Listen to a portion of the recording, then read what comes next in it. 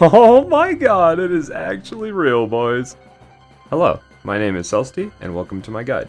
Today we're going to be going over the Blue Mature Dragon Sinew that drops in Winterspring and is used for the Hunter Quiver. I'll be going over some tips and tricks to make your Sinew farm go as smooth as possible. I'll be covering Hunter talents, pet training, notable drops, and gold per hour that can be expected here. During this grind, BM Hunter seemed to work the best for me. The kills were genuinely quick and painless, with the only expense being mana.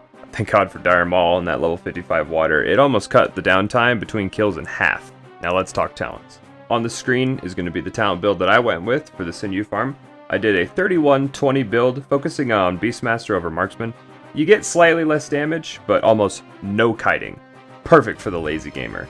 This build will optimize your pet's damage so that they can hold aggro easier, letting you pummel away, which is perfect for these mobs. These Scalebanes will disarm you, and the Wormkins will hamstring you, making kiting very difficult. Also note, I did go 1 point shorter at the top row of Beastmaster. I chose not to max my pet's health. Instead, I chose to put 1 point to outdoor speed increase by 30%. This can come in handy on many occasions that Dash is on cooldown for your pet. And that about concludes Hunter talents. Now let's talk pet talents. I love pet talents in Classic. Lots of customization. Before your eyeballs lies the pet talent build that I went with. This will double as a raiding build as well, if you don't want to fork over the gold to respec back into Marksman just for raid night and then have to go back to BM to keep farming this mythical Sinew.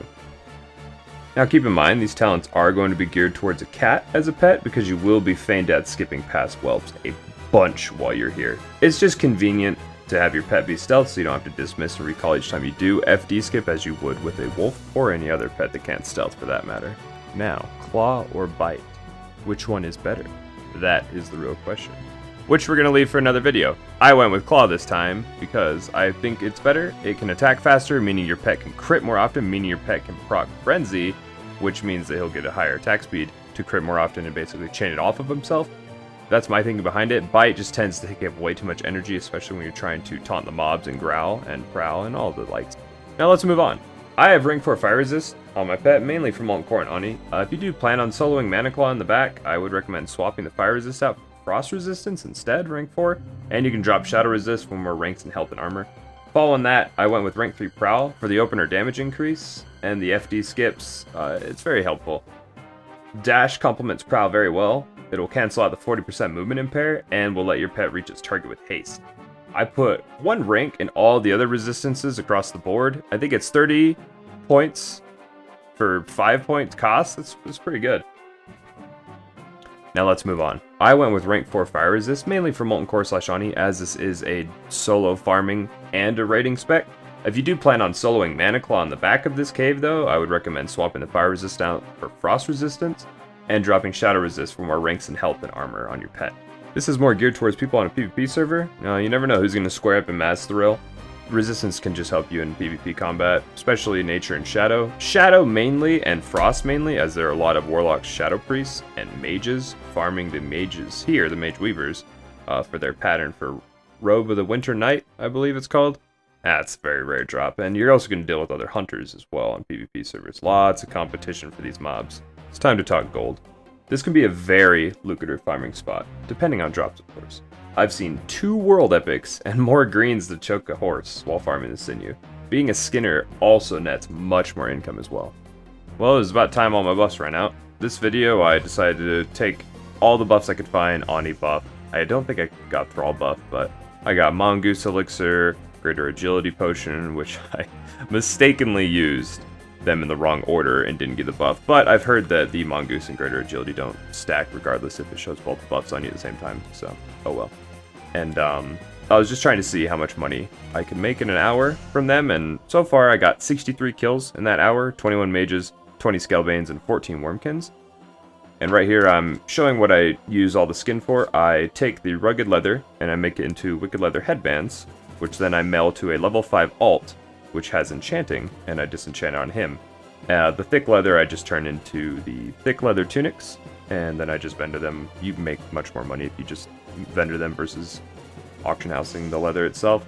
Pretty sure the same for rugged. The market drastically changes every day. It's gone lower and lower. Here you can see my alt. It's got a full inventory of headbands, and then I pretty much just sit here and disenchant it all. The Greater Eternal Essence is what you're really looking for. That is where the money's at. Illusion Dust has gone down quite a lot. The making of this video was right before Dire Maul, and I think the prices were still pretty high as people are going to get new upgrades in Dire Maul, and therefore they're going to need new enchants for it. So I still suspect this is a viable method to make them into headbands and mail them to an alt. The Eternal Essence are worth it in and of themselves. I highly recommend everyone does make a character, level it to level 5. Put it in Thunder Bluff if you're Horde, because Thunder Bluff, master race city, everything's so close. Orgrimmar is slightly longer distance between the mailbox and the auction house, and Undercity's just cancer. We avoid that place like the plague. Haha, get it, plague. Undead. I'll see myself out now. And that about concludes this guide for farming the Blue Mature Dragon Sinew for hunters and or anyone else that wishes to farm it themselves. I highly recommend melee doesn't, because the Wormkins and Scalebanes are pretty annoying as melee. As I said before, the Scalebanes will disarm you, and the Wormkins will hamstring you, which can be quite a struggle to deal with.